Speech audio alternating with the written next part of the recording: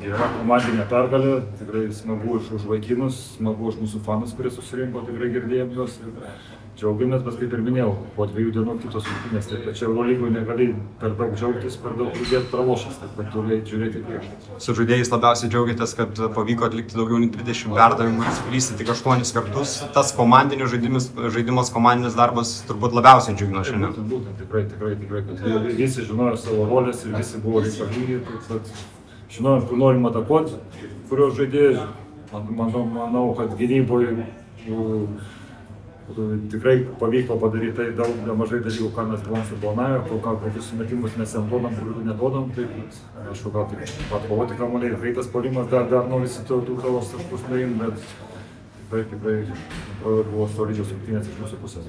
Kiek nežinomybė jiems po tokio komplikuoto pasirašymo, daug iš rungtynių nebuvo visas sudėties, LKL-as, tas tikrai neaišku, kaip čia vertinti, kiek buvo pačiam nežinomybės, kaip atrodys ir kas uždavė tą gerą toną nuo pat pradžių. Labai daug tos nežinomybės buvo, nes tikrai, sakė, neturėjom visos komandos, LKL žaidėm irgi sunku pasakyti, koks tas mūsų pajėgumas ir dabar irgi dar neaišku, tas pajėgumas, sakau, kiekvienos rungtynės vis nauja istorija. Taip.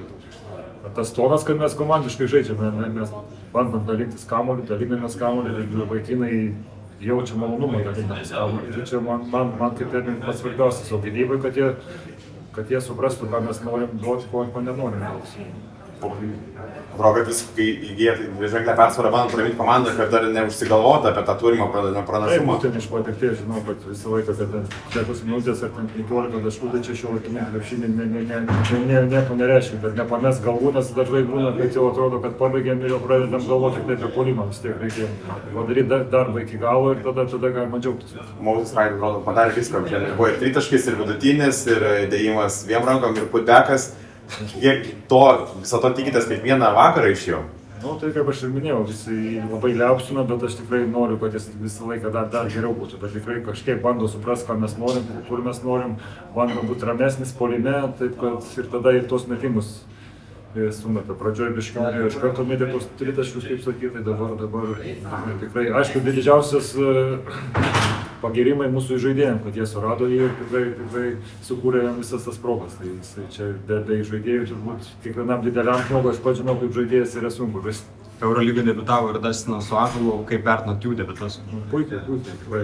Dastinas pataikė kelis metimus, padarė, ką mes iš jų tikimės. Ąžuolas tikrai per 2 pozicijas žaidė ir duoda tai, ko mes norim. Ir tai, kaip pirmos rungtynės tikrai manau, kad buvo po visų tų ir negandų, kaip sakyti, ir to tikrai mes jį palaikomės, jo norim ir aš tikrai džiaugiuosi už jį, kad jis ir tikiu, kad jis mums duos labai daug naudos.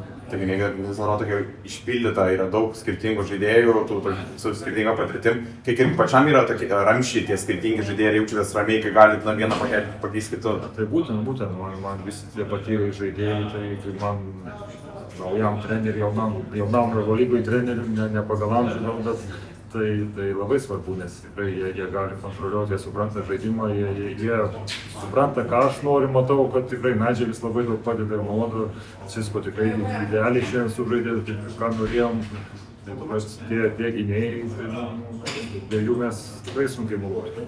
Dabar atrodo, rūpiniai maudynės pamaudynė ir sako, čia reikės turbūt ne vieną naują kostiumą. Aš turėjau tik vieną, bet kad tik tai tokios problemos būtų, tai mes tikrai jas išspręsim. Pačiam kažkaip nukrito dabar tokia našta, tas pirmos pergalės išpildymas? Ne, nebuvo, aš kažkaip nežinau, šiandien tikrai kažkaip net pats nustebau, kad taip kažkaip ramiai jaučiausi, nes darai savo darbą, darai kaip sugebi, kaip supranti ir rezultatas bus, nebus, tai čia jau svarbu padaryti, ką tu gali, o ne daugiau ten galvoti, kas bus į ateitį. Čia mano tokia filosofija, taip noriu žiūrėti į krepšinį ir noriu, kad vaikinai žaisdami, šitaip žaisdami, kad jie džiaugtųsi žaisdami kaip komanda. Ar ta pabaiga šiek tiek įnešė nerimo, kai ten buvo jau 4 taškeliai? Taip, bet vėlgi, tai pagal tos skaičius, pagal laiką žiūri, kad dar 30 neduosim, dar vis tiek turėsim 2 atakas. Tai aišku, žinom, kad Simonakas stipri komanda, jie tikrai grįš, jie tikrai turės metlas, šiek tiek pradėjom virškinti ir nepataikint kelių metimų. Toks normalu, kad Simonakas jau greitai žaidžia metą, žino, kad jau toks pralaimėjimas gal netoli, tai tada daug aštriau žaidė. Taip, čia krepšinis 15 taškų, sakau, 5 minutės, tai čia nieko nereiškia. turim žaisti tik aukštą. Čia dažnai taip bus.